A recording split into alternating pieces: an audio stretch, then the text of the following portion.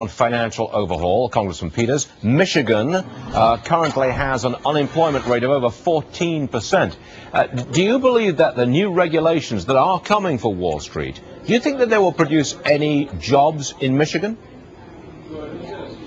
Certainly, we need to have Wall Street reform because the problems that we're having here in Michigan are largely attributable to the fact that we had this incredible credit meltdown and crisis on Wall Street, precipitated by the greed that we saw on Wall Street. So regulatory reform is something that the people of Michigan are very interested in seeing, because we've got to make sure that this never, ever happens again. So, I mean, do you think that the way this reform is being carried out, do you think it will produce new jobs in Michigan? I mean, that's job creation. Do you think job creation comes out of this bill?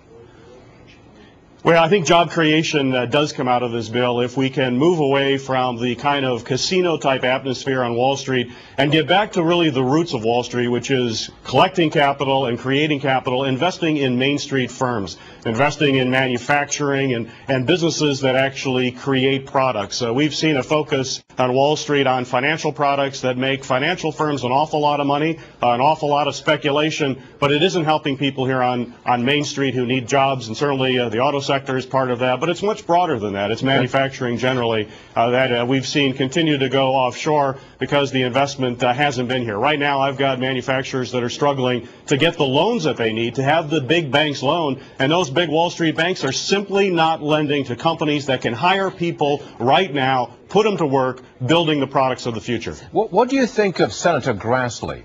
He called General Motors' TARP repayments misleading in the sense that he says that came out, the money that was paid back to taxpayers, that TARP money that was paid back, actually came out just of a separate pot of taxpayer money that is just circulating bailout money. What do you say to that?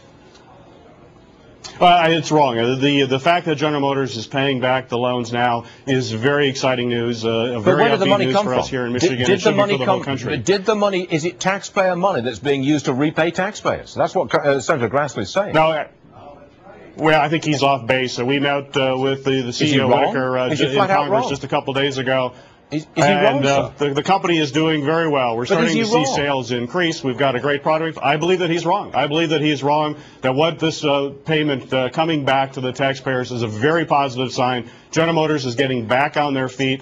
It's been a very painful time for them, and very painful for a lot of people here in this state and other states across the country. But now with sales increasing. I've got Tom Sullivan to question that point of view. Yeah, I mean, this came from the escrow funds that were put in, the money put in from Washington originally for them to have a buffer. And there was there's $5 billion left over, but we gave them $52 billion. They pay back $8. The rest of it went to stock, so they've paid back the loan technically, but still are owed. Last word to you, Congressman. Oh. Yeah, there's no question there still owes to the taxpayer, and that's in the form of the equity investment.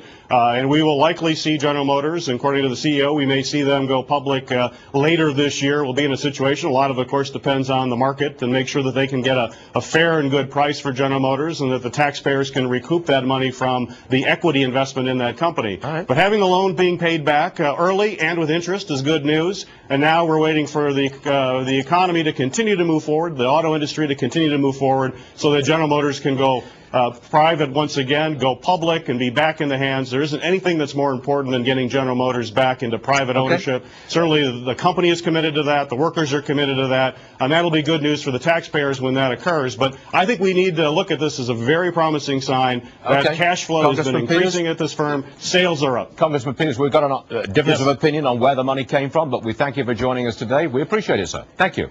We've got a